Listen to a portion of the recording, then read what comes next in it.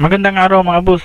Ngayong araw to ay pag-usapan natin kung gaano nga ba kahalaga ang steel deck kumpara sa traditional natin na paglalagay ng slab, yung ginagamitan lamang ng plywood kumpara dito sa ating steel deck. Pinaka-importante nito mga boss ay nakapatong ito sa ating biga na at least 3 cm. At mayroon din tayong abang na PVC mga boss para sa ating electrical. Yung naka-elbow na yan sa ibaba, yan yung supply sa ating lightning sa ating ground floor. At yung dalawa naman sa itaas, yan yung supply sa lightning at saka outlet sa ating second floor. Yan, so nakaabang na yan mga boss. So kakaunti lang yung kahoy natin nagamit mga boss pag steel deck yung ating gagamitin. At isa pang advice mga boss, mas maganda monolithic yung pagbubuhos nyo. Lalo na pag steel deck yung gamit nyo. Ibig sabihin ng monolithic, sabay yung buhusan nyo. So hindi dapat nauuna yung beam, so dapat sabay. So pagbubuhos kayo, so hindi lamang beam yung nauuna. So pwede na rin ito mga boss. Kasi yung kaibahan nito mga boss, yung inuna yung beam bago yung slab sa pagbubuhos, mas safety yung slab nyo. At habang nagbubuhos kayo, meron kayong support na beam. So hindi basta-bastang guguho yung slab nyo habang binubuhusan pa ito. Kasi nga meron kayong beam na support sa gilid. So dagdag presa na rin yan. Pero mas maganda pa rin mga boss, monolithic yung ating pagbubuhos. Yan yung advice ko sa inyo mga boss. So dapat sabay binuhusan yung beam at saka yung slab. Bali yung kapal ng steel deck na ating binili mga boss ay 1.0 mm. Itong klase ng steel deck ito yung web type na klase ng steel deck. Bali tatlong klase yung kapal nito mga boss. Mayroon 0.8 mm, 1.0 mm at 1.2 mm. Yan yung thickness ng ating steel deck. So yan, pansin nyo sa ilalim mga boss, kakaunti lang yung kahoy nating ginamit.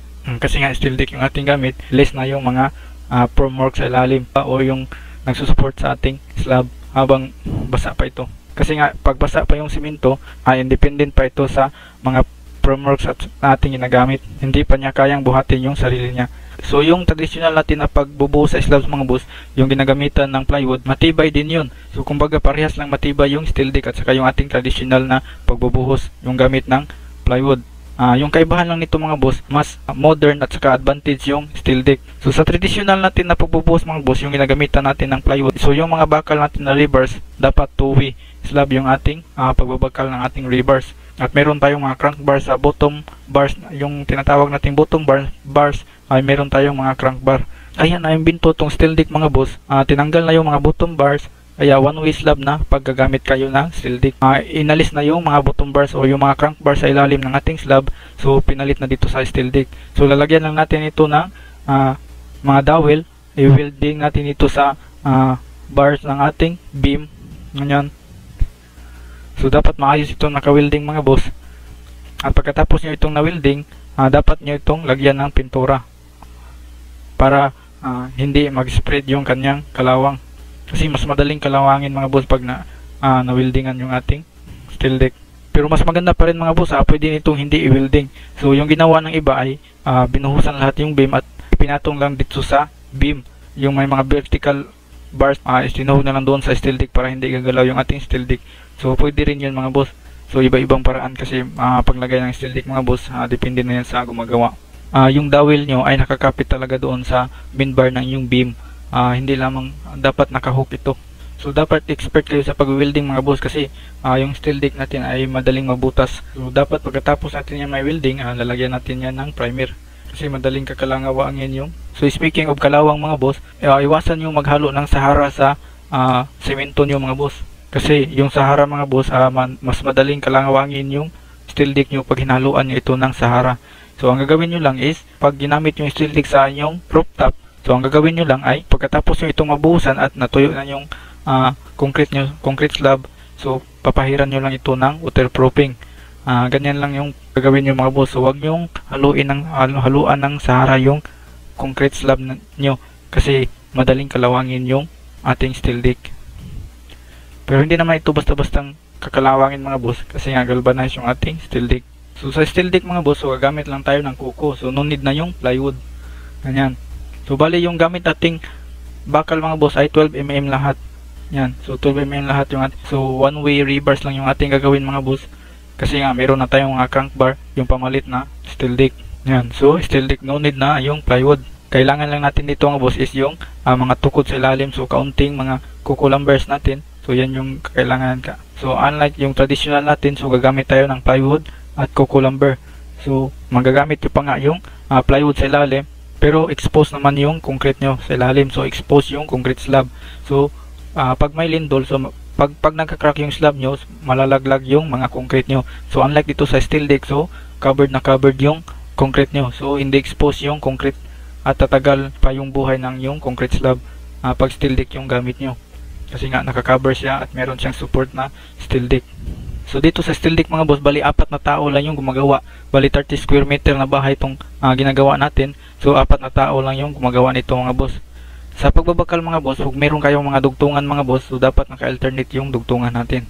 So mas madali lang i-install yung steel deck mga boss kumpara sa ating traditional na pag-i-slab. So sa steel deck nito mga boss, based on experience, so sa 4 na tao, 30 square meter na bahay, so natapos lang ito ng 5 days mula sa beam hanggang sa slab mga boss. So 5 days lang ito na tapos.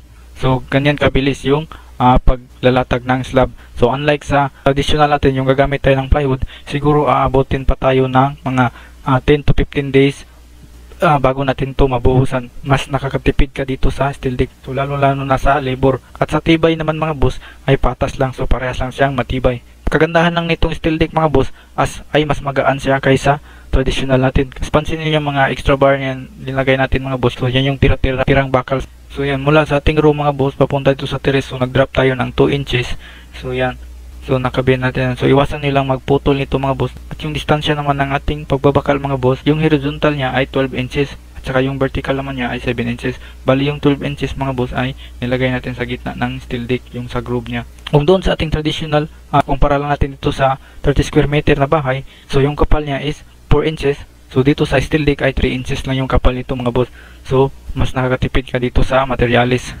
At mas magaan pa ito sa bahay. So hindi stress yung pundasyon, column at saka beam. Kasi nga magaan lang yung pinapasan niya. So ito yung mga dugtungan natin mga boss. Dapat naka-alternate yung ating dugtungan. So additional lang doon, niliwilding pa ito. Dagdag kapit sa ating mga bars. At siguraduhin nyo na nakabend ng at least 4 inches yung dulo ng ating rebars mga boss. Yan. Next natin gagawin ito ay lilinisin natin tong steel deck para maalis yung mga alikabok at saka yung mga pinagwildingan natin mga boss. Para mas maliit pa, para kakapit talaga yung concrete slab natin sa ating steel deck. So ito na mga boss, ito yung framework natin at mga boss. So kakaunti lang yung nagamit na kahoy mga boss. So kumpara sa ating traditional na pag-i-slab, so madami tayong gagamitin na kahoy at saka plywood. Pag yung traditional yung ating gagamitin mga boss, so siguro magdodobli itong mga kahoy na binili natin mga boss. At yung gamit pa tayo ng 3/4 na plywood. Yan, so mas magastos mga boss. Lalo na sa labor natin mga boss. So matagal tapos yung traditional natin na paggagawa ng slab. Pero pag tibay yung pag-usapan mga boss, so parehas lang yun mga boss. Parehas lang silang matibay mga boss. So depende na yan sa gumawa mga boss at sa nag-design ng bahay. So bali sa pagbubuhos mga boss, nagdagdag sila ng 2 tao mga boss. At mano-mano lang yung pagbubuhos nila mga boss. So hindi sila gumamit ng mixer. So sa pagbubuhos mga boss, siguraduhin lang na basang-basa yung masa, yung halo nyo para maiwasan natin magkaroon ng ampaw sa ilalim. Lalo na pag steel deck yung ginamit natin, so hindi natin makikita yung mga ampaw. So ito nga pala yung electrical natin mga boss niyan. So bali yung ginawa ng nag-electrical nito mga boss, main line lang yung pinadaan dito sa mga PVC. So yung mga switch mga boss kukunin na lang doon sa ceiling. Sa ceiling na lang ipadadaan yung mga switch. Line 1 at line 2 lang yung ipadadaan dito sa ating PVC. So ito na mga boss, natapos na mabuhusan yung ating slab. So hahantayin lang natin ito ng 3 to 4 weeks bago natin tatanggalin lahat ng support sa ilalim. Yan. So 3 to 4 weeks mga boss. At pag kinabukasan nito mga boss, babasahin natin to ng tubig yung ating slab para hindi magka-crack.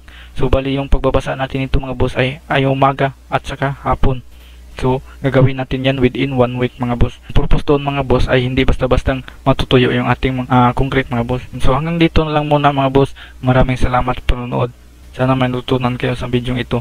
Kung nagustuhan yung video na to, please like and subscribe this channel.